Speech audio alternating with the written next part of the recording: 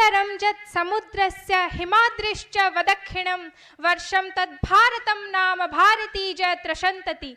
हिंदू महासागर उत्तर रे तथा हिमालय पर्वतमालार दक्षिण रे थिबा सुजला सुफला सस्य श्यामला मोर ए विशाल भारत वर्षर धीर वीर गुणी ज्ञानी महापुरुष माने निज रक्त एवं अश्रुर मिश्रण रे आमको प्रदान करछंती आम हस आमर स्वतंत्रता गणतंत्र गणतंत्र अर्थ आमे आमर निजर प्रतिनिधि को निजे बाछि पारिबा।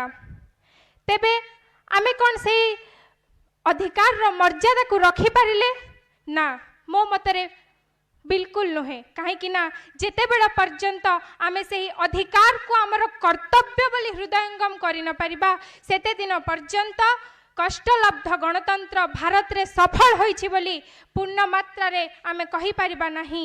कहीं ना मु कहिबी the world suffers not due to the violence of bad people rather due to the silence of good people.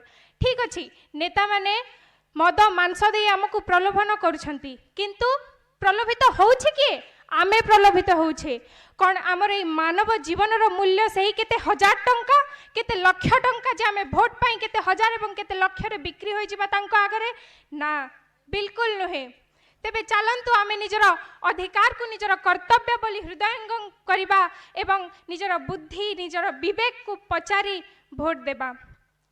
द्वितीय रे मु कहिबा को चाहिबी जेतेबेले एकलव्य को द्रोणाचार्य आंगुठी मागिथिले वृद्धांगुली सही समय रे आंगुठी छेदन एकलव्यर वीरता ठारू अधिक द्रोणाचार्यर दुर्बल मानसिकता को दर्शाई थाए।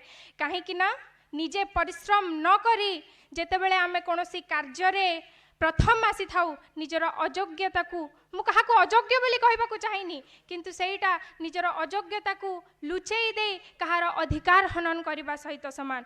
मु कहि रखिबा को चाहिबी जे आजि मध्य सेई आंगुठी छेदन होउछि किंतु तफात एति कि जे आजि भारत वर्ष रे आंगुठी छेदन हेबाटा गोटे आईन होई सारिछि। तेबे भारत रो गणतंत्र सफल हैला किपरि मु कहिबी से स्थान संरक्षण पाई मु एकलव्य एवं द्रोणंकर उदाहरण देबा को चाहूछि।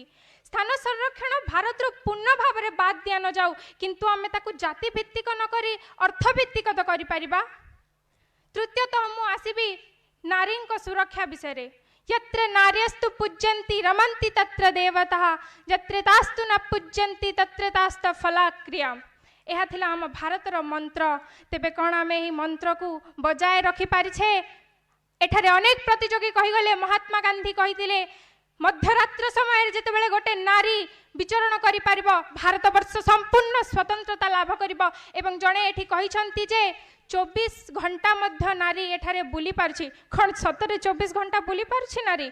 तेबे काहे कि निर्भया हत्याकांड घटिछि काहे कि आरुषि हत्याकांड घटिछि कोठी सफल है आमर गणतंत्र।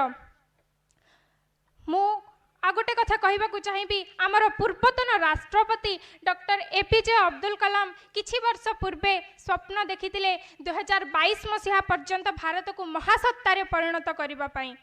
आज 2019 तेबे कोन 3 वर्ष भितरे आमे आमर भारत को महासत्तार उपाधि देई परिबा।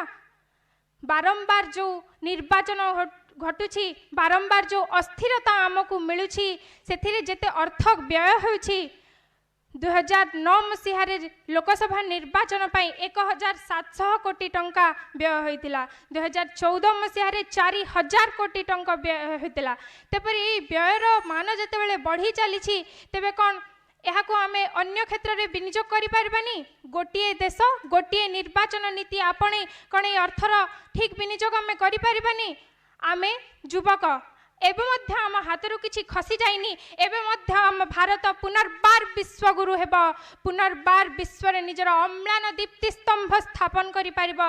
केवल आमको जागृत हेबार अछि आमर सुप्त मस्तिष्क को जो दिन आमे जागृत करि देबा से दिन आम भारत वर्ष पुणी थरे एल्डाराडो बोलाइबो पुणी थरे विश्वगुरु बोलाइबो। तेबे चलंतु निजर अधिकार को बुझी निजर कर्तव्य को हृदयंगम करी उन्नति पथरे अग्रसर हेबा।